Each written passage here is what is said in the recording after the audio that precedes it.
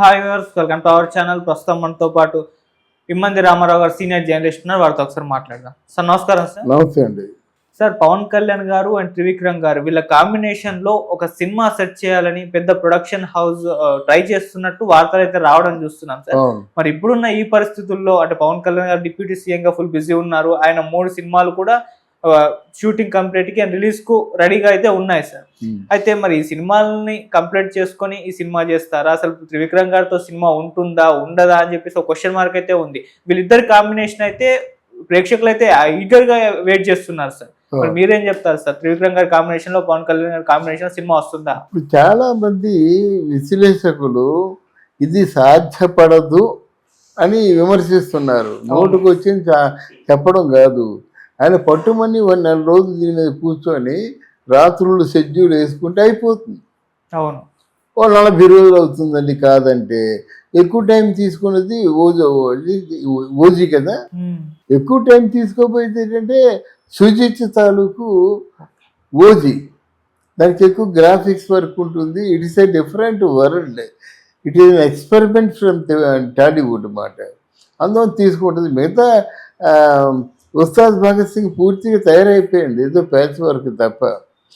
హరిహర వీరమ్మలో కూడా 10 days ఉంటుంది, work ఉంటుంది అన్నమాట. హరిహర వీరమ్మలో కూడా ఇక్కడ మనం హరిహర వీరమ్మలో కూడా డైరెక్టర్ మారిపోయినాడు.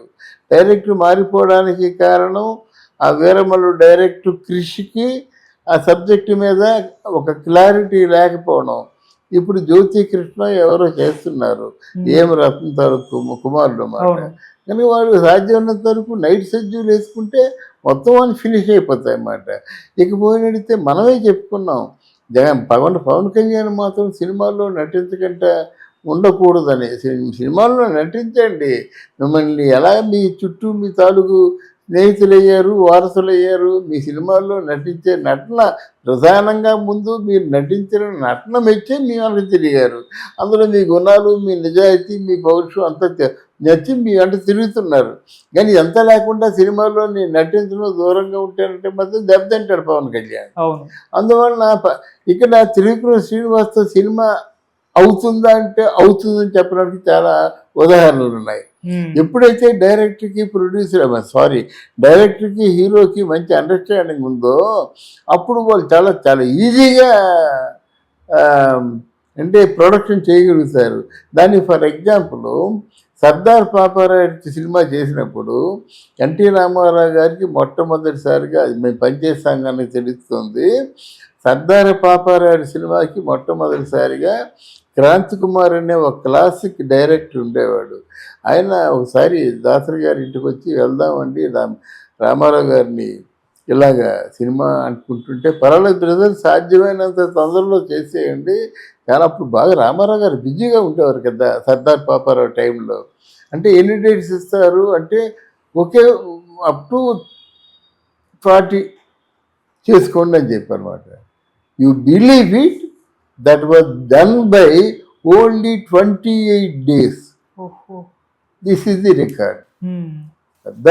సర్దార్ పాపారాయుడు అనే సినిమా ఎన్టీ రామారావు గారితో 28 daysలో చేశారు. అందువల్ల ఎందుకు చెప్తున్నంటే డైరెక్టర్కి హీరోకి కనెక్టివిటీ ఉంటే అలా చేస్తారన్నమాట. హీరో పార్ట్ ఎంత ఉంటుందండి, అంతా కలిస్తే 15 రోజులు 10 రోజులు ఉంటుంది హీరో పార్ట్. విత్ కాంబినేషన్ వరకు అలా డిసైడ్ చేసుకుంటారు. అందువల్ల డే అండ్ నైట్లు పెట్టుకుంటారు. కాంబినేషన్ ఉన్న సీన్స్ అన్నీ ముందు తీసేస్తారు. అందులో ఎన్టీ రామారావు పాట వచ్చేస్తుంది కదా.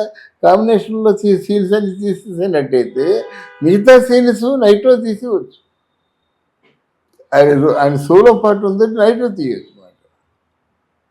సోలో అంటే ఒకడని కాదు, రామారావు గారి తాలూకు సోలో, రామారావు గారు హీరోయిన్, రామారావు గారు ఇంకా ముఖ్యమైన విలనం, ముఖ్యమైన సన్నివేశాలు వాళ్ళ తాలూకు అనుకూలంగా మలుచుకుంటారు అన్నమాట.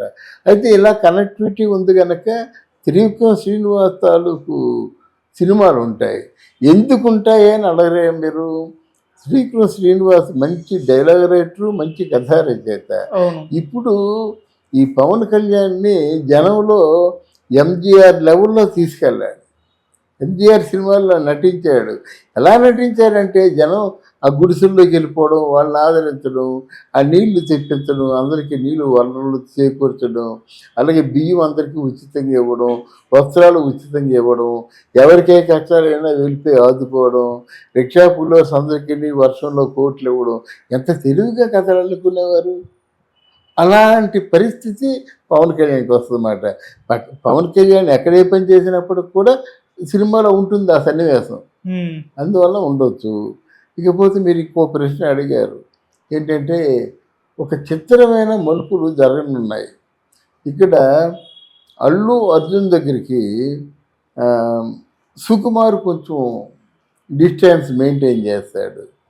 ఎందుకంటే అల్లు అర్జున్ డైరెక్టర్కి అల్లు అర్జున్కి వరుసగా 2 సినిమాలు చేయడం వల్ల ఈయనకి కొంచెం అంటే స్వాభిమానం అనుకుందాం, ఆ పేరే పెడదాం.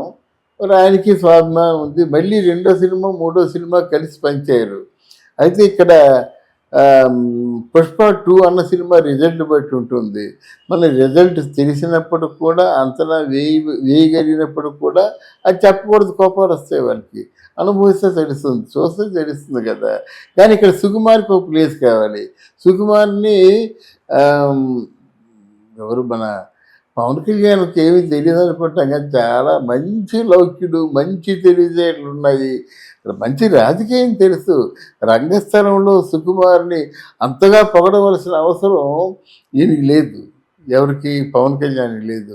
ఎందుకు పోడారంటే నెక్స్ట్ డెఫినెట్గా రామ్ చరణ్తో సుకుమార్ కాంబినేషన్ ఉంటుంది, ఇది సత్యం. ఈ జీగర్లీ గేమ్ చేంజర్ తర్వాత అది ఆయన టైం చేంజర్. ఎవరికి? మన చరణ్ బాబుకి. ఆ గేమ్ చేంజరు అటు ఇటు చేస్తుంది. మన ఆఫ్టర్ RRR ఇదే కదా సినిమా. అందువలన ఈ సుకుమార్తో కాంబినేషను, సుకుమార్ ఇంకో కథ రాసుకుంటాడు ఈయన బాడీ లాంగ్వేజీ తగ్గట్టుగా. ఎవరి body లాంగ్వేజీ? Ram Charan body language తగ్గట్టుగా కథ రాసుకుంటాడు. డెఫినెట్గా వీళ్ళ ఉద్దేశం ఇంకేం లేదండి, ప్రజల్లో మంచిగా వెళ్ళిపోవాలి. చిరంజీవి ఫైట్లు, డ్యాన్సులు ఇవన్నీ చేశారు, కానీ ఎలా కాదు, ప్రజల దృష్టిలో ఎలా తయారు చేస్తారంటే వెళ్ళి ఇప్పుడు వాళ్ళు నిజంగా మంచి పనులు చేశారు. ఇప్పుడు రామ్ చరణ్ ఉన్నాడు అనుకోండి, అనాథ వీళ్ళని చదివిస్తున్నాడు. అట్లాంటి ఇమేజ్ని ఎస్టాబ్లిష్ చేయడం కోసం వాళ్ళు ప్రయత్నాలు చేస్తుంటారు. ఇది తారుమారు అవ్వబోతుంది.